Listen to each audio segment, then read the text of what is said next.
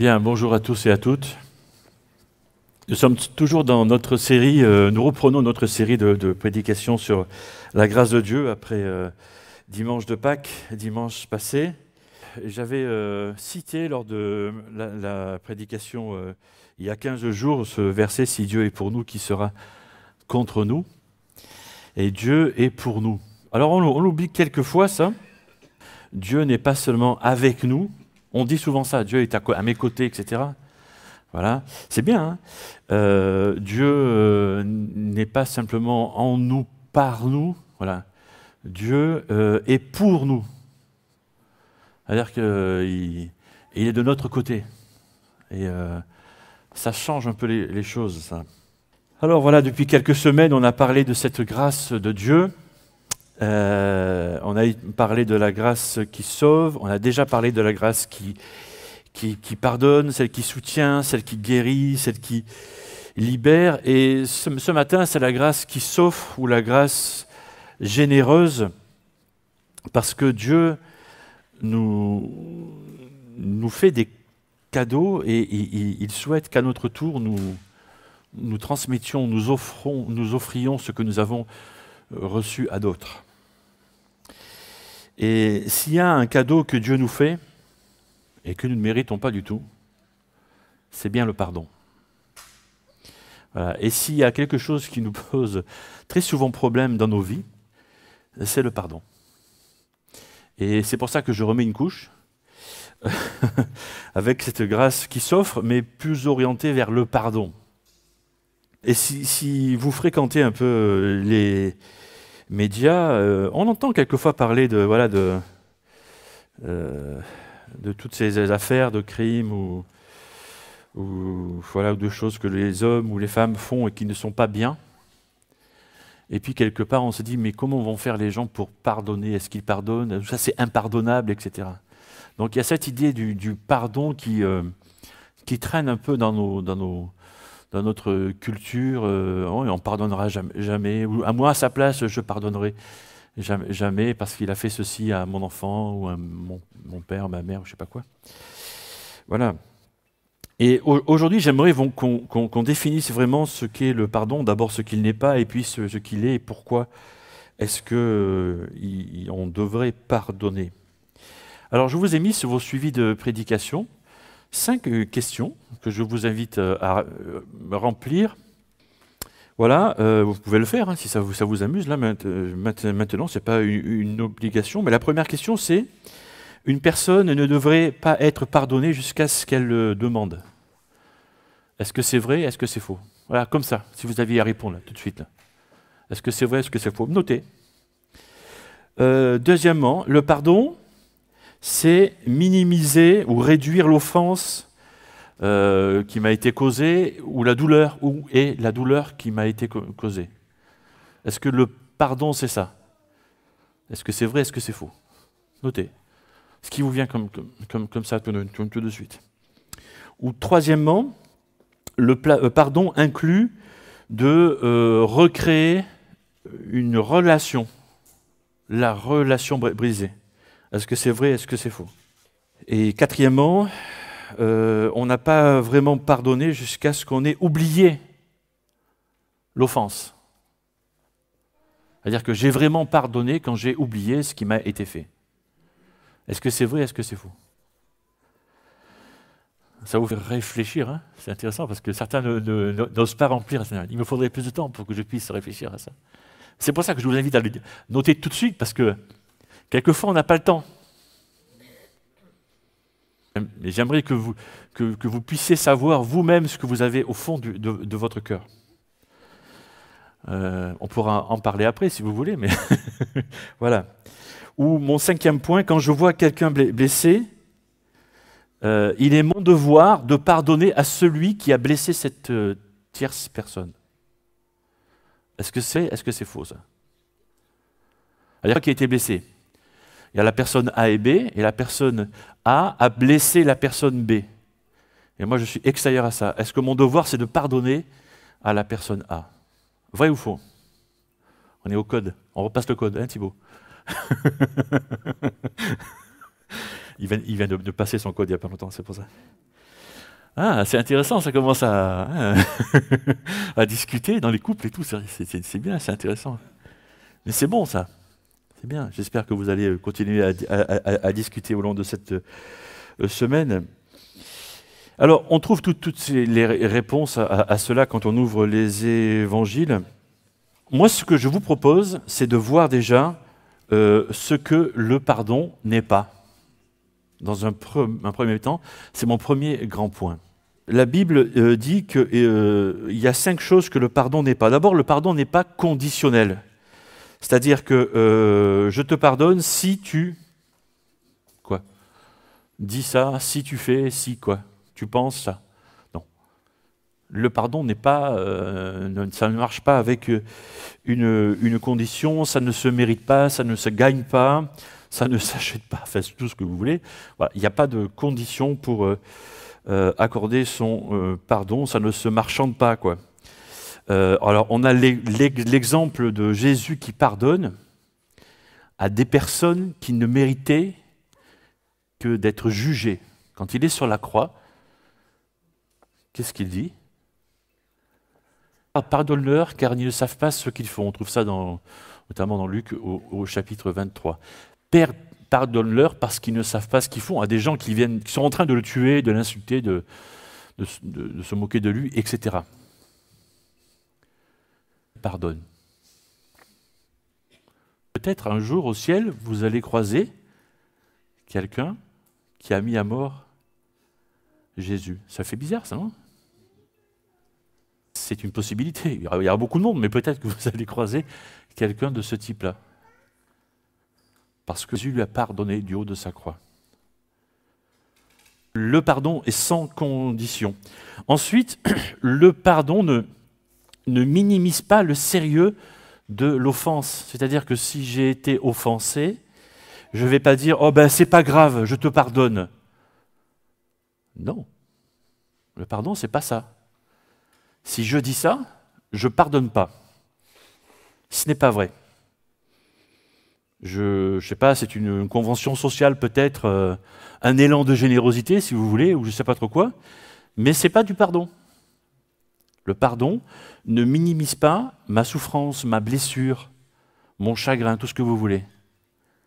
Ensuite, le pardon, ce n'est pas recommencer une relation avec l'autre sans qu'il y ait de changement. Il faut qu'il y ait un changement. Je prends l'exemple d'une femme qui est mariée avec un homme, et puis cet homme, malheureusement, est alcoolique, et il bat sa femme. Et là, ce sont des situations qui se produisent, voilà. Et puis, un jour, cette femme a le courage de chasser son mari, demander à son mari de partir, et il part. Ok ?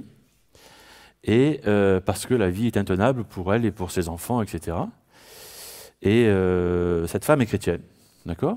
Donc c'est un exemple comme ça que je prends. Et un jour, peut-être quelques mois plus tard, son mari revient à la maison et lui demande pardon. Je te demande pardon pour les blessures que je t'ai occasionnées à toi, aux enfants, à la famille, etc. Dans tout ça. Bon. Cette femme est chrétienne, elle peut lui accorder son pardon, parce que c'est son mari. Ok, c'est beau, c'est beau. C'est beau. Et là, le monsieur lui demande, bon maintenant je peux rentrer à la maison? Va dire la femme. La femme est en droit, j'utilise ce mot à bon escient, est en droit de dire, oh, je veux maintenant voir le changement. Voilà. Quand j'aurai vu combien tu as changé, si tu tiens vraiment tes engagements, on verra ça un peu plus tard. Et elle est en droit de dire et de faire ça. Et parce que le vrai pardon, c'est recommencer une relation, mais avec une relation différente que la relation précédente, pour que ça ne recommence pas, quoi.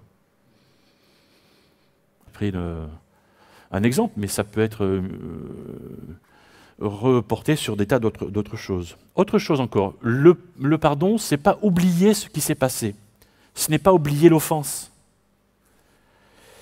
Parce que vous savez si vous avez un peu de bouteille, qu'on n'oublie rien. Mais rien du tout. Et celui qui dit j'ai oublié, soit souffre d'amnésie, c'est-à-dire est malade, a une pathologie, soit est un menteur ou une menteuse. Je suis désolé, hein. Parce qu'on n'oublie rien.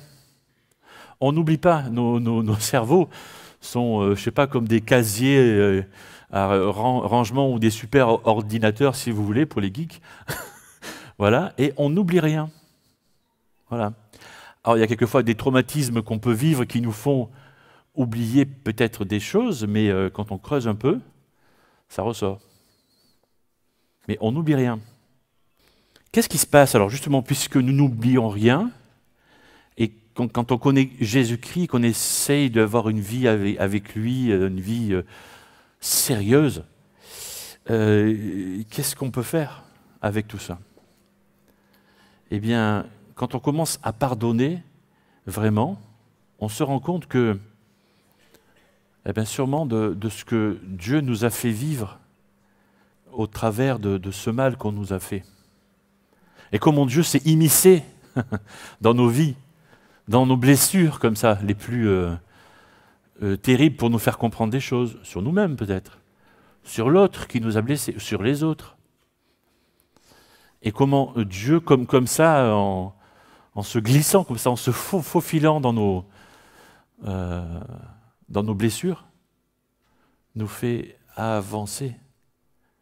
Et le vrai pardon, c'est pas oublier ça, parce que finalement, si j'oublie ça, si j'oublie mes blessures, je vais oublier tout le bien que Dieu m'a fait et tout le bien que Dieu m'a fait comprendre aussi grâce à ces blessures. Ensuite, un cinquième point ici, c'est que le pardon, finalement, ça ne me regarde pas. Ce n'est pas mon droit si je ne suis pas concerné. Si mon ami est blessé par un ami en commun, je n'ai pas à pardonner à cet ami en commun. Parce qu'il ne m'a pas blessé à moi. Je prends un exemple. Si par exemple, voilà, je suis marié avec Sandrine, et si quelqu'un blesse Sandrine, je n'ai pas à pardonner à la personne qui a blessé Sandrine. C'est Sandrine qui a pardonné. Moi, à ses côtés, mais je ne dois pas pardonner à sa place. C'est pas que ça ne me regarde pas, c'est mon épouse. Mais la démarche du pardon, c'est à elle à la produire, à la faire. Ce n'est pas de mon droit. C'est un peu... bon, alors je change d'exemple, hein, et je décale complètement, et je pars dans un exemple extrême. Voilà, après la guerre, la dernière guerre, on s'est rendu compte de tous les massacres qu'avaient fait les nazis, etc. Bon. Et tous ces gens qui ont été déportés dans les camps, c'est comme si moi, je pardonnais à tous ces généraux, etc., qui ont fait tous ces massacres. Pourquoi moi, je vais le faire? En quoi ça me concerne? Ma famille n'est pas touchée par ça. Mais à l'extrême, c'est ça. Et si on veut loin, ben, à encore une plus grande extrême, ben, n'importe qui peut pardonner à n'importe qui, et vidons les prisons de leurs cellules. Ben oui. Mais tout ça, c'est pour... Si je vais dans les extrêmes, c'est pour vous montrer que quelquefois, on se place dans des situations... C'est pas que ça ne nous regarde pas, parce que c'est peut-être notre épouse ou notre mari qui est touché, ou notre ami. Et donc, on est... Parce qu'on l'aime. Et donc, on est quelque part ému ou touché, voilà. Mais la démarche de pardon n'est pas de notre ressort, quoi. On mélange dans nos têtes, hein, quelquefois. Mais voilà, j'essaye d'être clair, j'espère que je l'ai été. Mais parce que ça peut démêler certaines de nos situations. Alors, ça, c'est ce que le pardon n'est pas. Qu'est-ce qu'est le vrai pardon? Eh bien, ça commence à se rappeler combien nous-mêmes, nous avons été pardonnés par Dieu. Ça commence toujours là. Éphésiens chapitre 4, qui va nous dire « Pardonnez-vous réciproquement comme Dieu vous a pardonné en Jésus-Christ ». Dieu ne nous pardonne pas parce qu'on a mérité quelque chose, parce qu'on a fait quelque chose. Dieu nous pardonne parce qu'on a placé notre foi en Christ, c'est tout. Enfin, c'est tout bien déjà, c'est beau, voilà.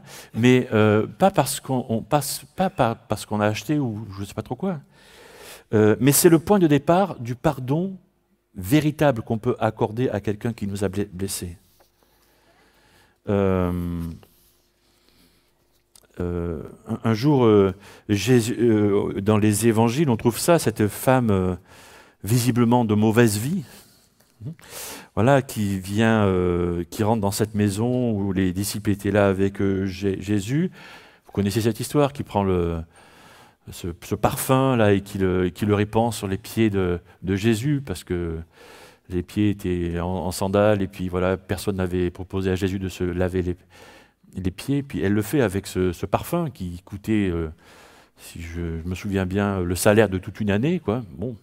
Et finalement, elle essuie les pieds avec ses cheveux. Hein, donc on imagine cette femme se défaire les cheveux, puis rien que le fait que c'était une femme de mauvaise vie, et en plus qui se défait les cheveux, waouh. Enfin bref, je ne vais pas aller plus loin que ça. Et en plus, qui gaspille son argent. C'est à elle quand même. Hein, voilà. Bon, qu'elle a gagné, on ne sait pas comment, mais c'est son argent quand même. Ben oui, mais tout ça, c'est dans la tête de ces gens-là. Eh oui. Donc je vous le mets dans vos têtes à vous pour aider à notre réflexion. Les chefs religieux qui sont là et qui disent mais voilà, comment Jésus tu peux accepter ça? On aurait, voilà, et bien sûr, ah oui, cet argent, franchement, hein, on aurait pu le donner aux pauvres. Bien sûr.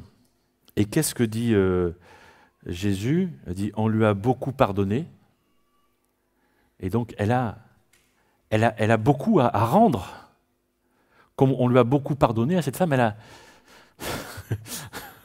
elle a beaucoup à retourner. C'est plus que de la monnaie qu'elle a à rendre, quoi. Elle a beaucoup d'amour à rendre. Et cet amour, il est là, c'est ce parfum, c'est cette mise en scène, entre guillemets, parce qu'elle se met en scène là, devant tous ces hommes. Là. Fallait avoir du courage. Hein. Fallait du cran quand même pour faire ça. Hein. Voilà. Et puis Jésus qui dit, on va se souvenir de cette femme. La preuve, on en parle encore maintenant. Mais c'est ça, c'est ça. Se rappeler combien moi j'ai été, combien nous avons été, combien toi tu as été pardonné. Un deuxième point, ici, c'est quoi le vrai pardon? C'est renoncer à mon droit de vengeance. Ça, quelque part, nous l'avons tous en tête. Ouais, c'est un peu comme ça, c'est un peu comme ya. C'est comme elle vient de faire la petite là, c'est ça. Je suis blessé et j'attaque. C'est exactement ça, merci. Tu as bien fait de l'avoir amené. Voilà, mais c'est exactement ça.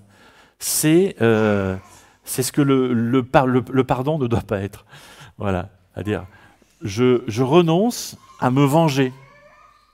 Quand je suis blessé, quand naturellement tu me mets une claque, je t'en mets une, quoi. Allant naturel, c'est ça, quoi. Tu me pousses, je te pousse, quoi. C'est ça. Hein, si tu me dis une insulte, elle peut être au Marnaise, ils vont en sortir des insultes. Je connais des insultes marseillaises, des insultes arabes, des insultes antillaises, des insultes. J'en connais, je te dis. Hein. Tu comprends? Voilà. Mais c'est ça. Tu m'insultes, je t'insulte. Tu me blesses, je te blesse. Ça, c'est la nature. Bien, Dieu nous demande de casser ça.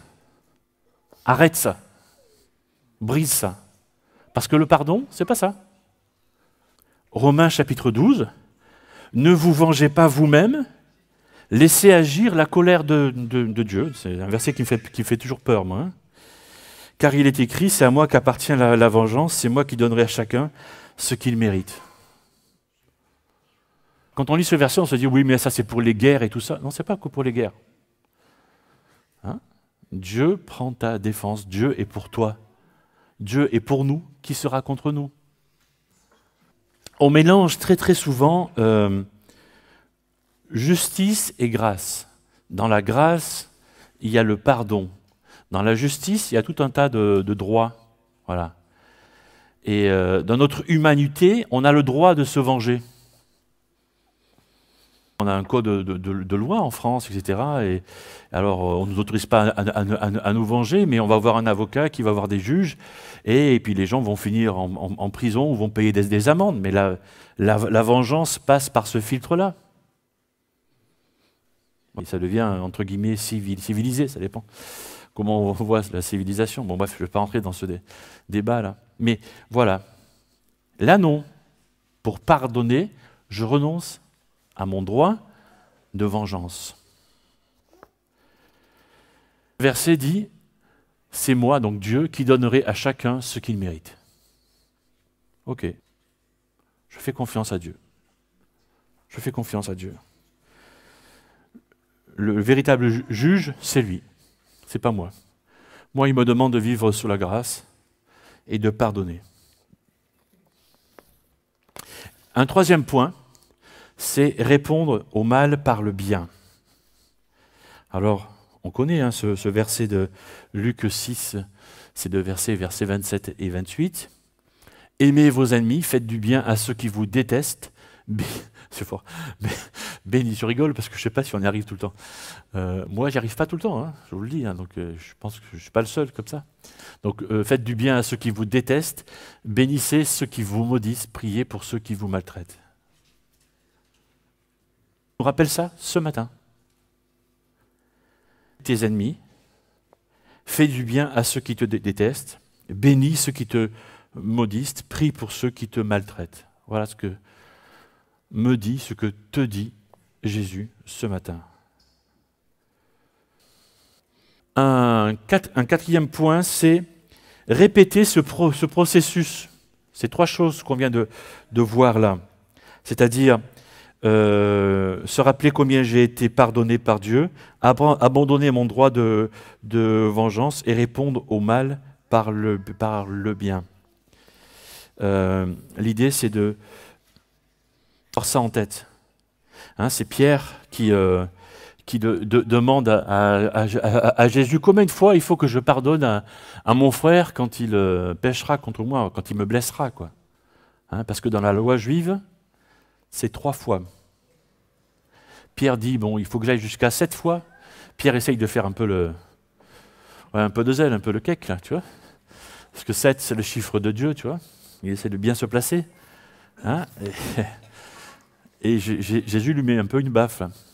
Non, tu le fais 70 fois, 7 fois. Autrement dit, autant de fois que nécessaire. Quoi. Imaginez ? C'est difficile, hein ? Quand quelqu'un te blesse une fois, tu lui pardonnes. Seigneur, tu le bénis 2 fois. Seigneur, tu le bénis, je l'aime, machin. 3 fois. 5 fois. 10 fois. 100 fois.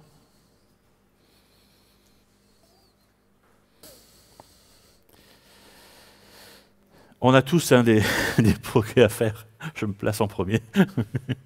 Bien sûr. Voilà. Mais le vrai pardon, c'est ça. D'après ce que Jésus nous dit, et nous le savons, hein, si nous connaissons les évangiles, et ce matin, c'est sûrement un rappel, et c'est vrai que le véritable pardon, c'est pas facile. C'est pas un truc qu'on dit, bah, allez, vas-y, je te pardonne. Je te pardonne, presque, casse-toi, quoi. Non, c'est pas ça. Mais pardon, c'est pas ça. Non, c'est pas prendre sur soi, c'est avec Dieu. Et dans la prière. Parce que finalement, c'est mon troisième grand point, je vais aller très, très vite là. Pourquoi pardonner? Ben peut-être, je sais que c'est pas une vertu qui est à la mode, la gentillesse, l'amabilité, la sympathie. Si tu es trop gentil, aujourd'hui, tu passes pour un imbécile. Hein.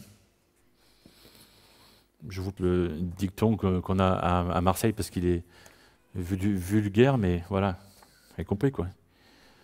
Hein, trop bon, trop... Il n'y a qu'à changer une lettre. Hein. Ok? Mais c'est ça. Et pourquoi pas? Pourquoi pas? Pourquoi pas? Dieu attend ça de toi. Que tu sois gentil. Que tu sois aimable. Tu rendes un peu de l'aimabilité que Dieu te donne tous les jours. Hein. Que tu transmettes ça aux autres. Alors, tu le fais sûrement déjà. Mais là, je parle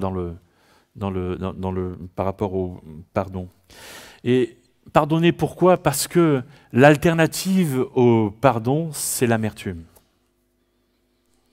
Je ne sais pas si, pour le décrire, le tas de fumier qui est au fond du jardin, voilà, qui nous sert à faire pousser nos plantes, suffit à décrire ce que c'est.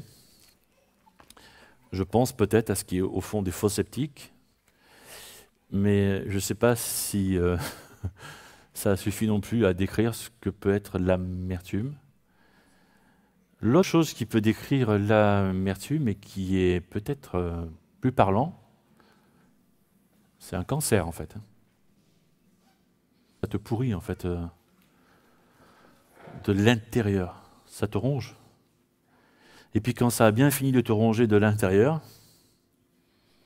ça va ronger ceux qui sont autour de toi. Et je n'invente rien, hein. C'est écrit dans ce verset-là qui a 2000 ans à peu près, quoi. C'est dans Hébreux, chapitre 12, verset 15.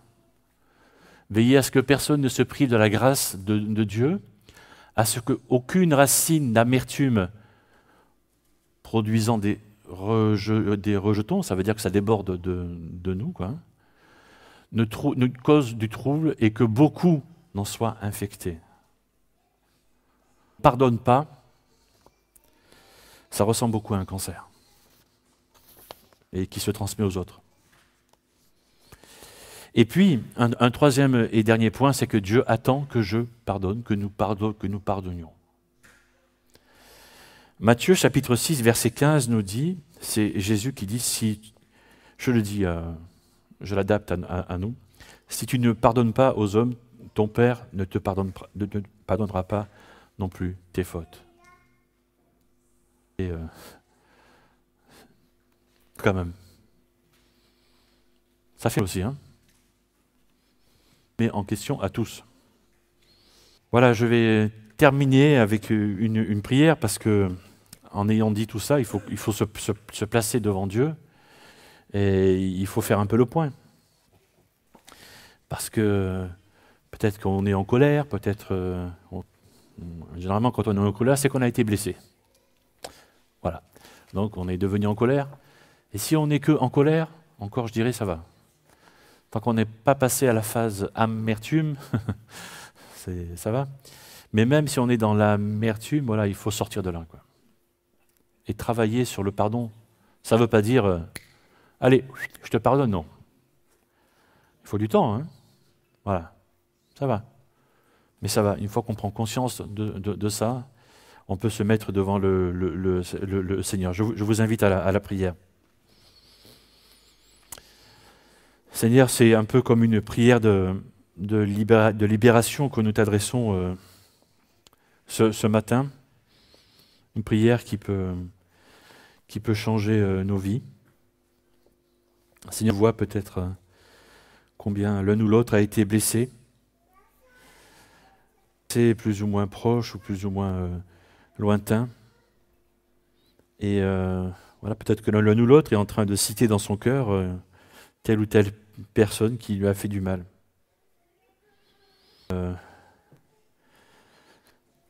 Ce matin, devant ce rappel de ce que n'est pas le pardon et de ce que tu attends qu'il soit. Dis que rester sur cette colère, sur ce ressentiment, sur cette amertume n'est pas bon. N'est pas bon pour nous, n'est pas bon pour ceux qui nous entourent. Et nous voulons d'abord te demander pardon à toi. Et te dire merci pour ce pardon que tu nous accordes.